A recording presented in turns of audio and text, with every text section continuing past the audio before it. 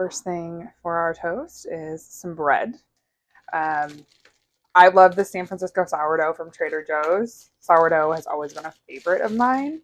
And the San Francisco sourdough from Trader Joe's is elite. Unfortunately, my local TJ's is sold out often. So I poured it. And my toaster is not big enough. I'll zoom out a little bit to toast the full piece of bread. So I'm just going to flip it halfway through. I also am the type of person that doesn't like my toast super brown. I like it just slightly toasted, especially if it's a fresh loaf like this. So Trader Joe's, like I said, often does not have this, and it is my favorite bread of all time. I should preface that it's not my favorite bread of all time, but it is more regularly a favorite of mine. So I will keep it in the freezer. Now, the great thing is about bread is that you can keep it in the freezer. Move this so it's clear view into my toaster here. As a single person, I don't know if anyone else here is having this issue, but I often find myself not eating a lot of bread. A slice here, for breakfast or a sandwich for dinner, blah blah blah. So you can freeze bread, especially if you're going to use it for toast. Now, if you're going to use it for something that you want your bread to be a little softer, a little fresher, you're not going to want to freeze it.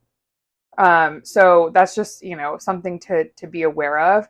Frozen bread is also great if you want to make croutons, if you want to add some, grind it up and make some panko breadcrumbs, things like that. And, these are things that I'm kind of a scrap cooker in some ways. And bread is something that I find if I just try to eat it as bread and I don't freeze it, it ends up going moldy. So I'm going to go ahead and pause this and show you the final toasting result.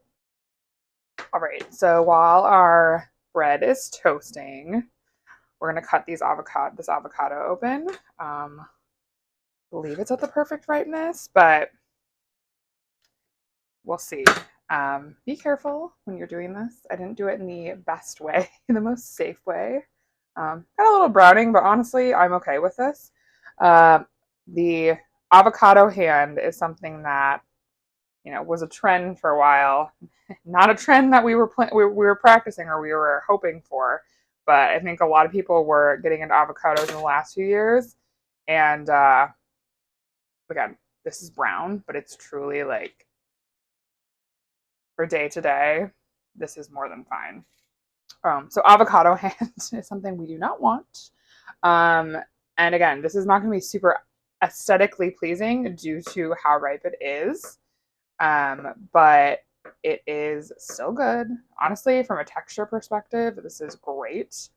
But just be careful with your avocados, especially if you're using that other side, like the pit, and we'll cut that one next. But it truly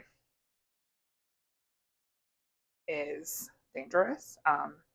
I will often just pop it out. I know this is not the way they recommend it, but I trust myself with a knife, but to do the whole hit it, turn it, like you see a lot of people doing, definitely don't recommend that. So go ahead and get this kind of scooped out.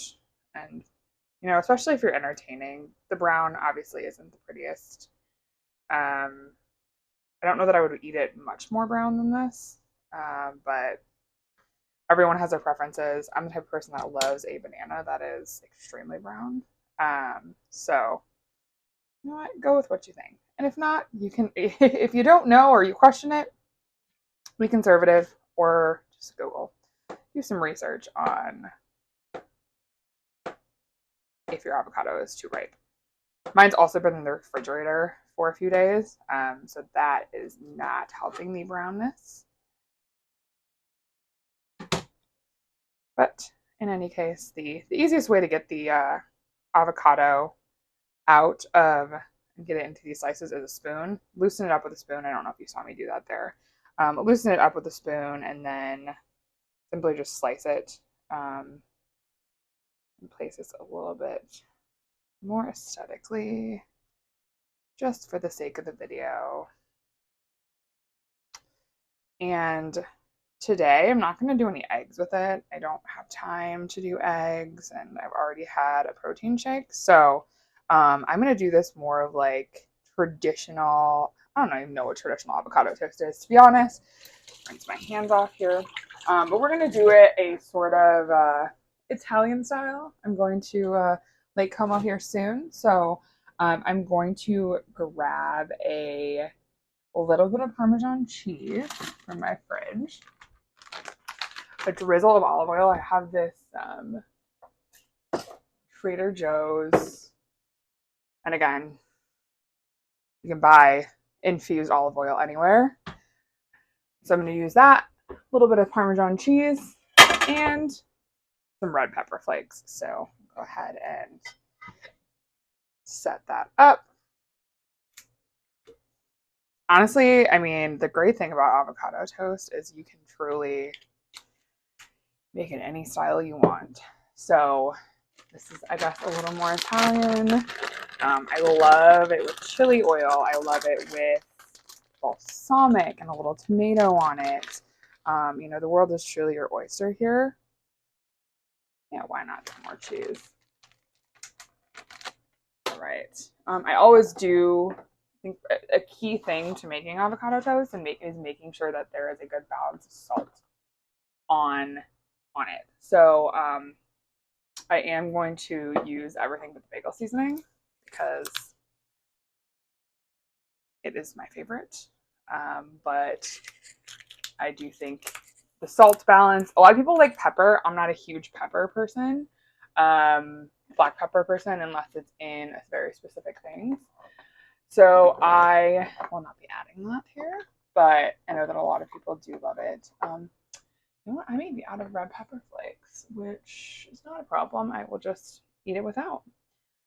Well, since we're out of that, let's go ahead and add a little Italian seasoning, just for fun. Ignore my emergency. All right. And there you go. There is the avocado toast.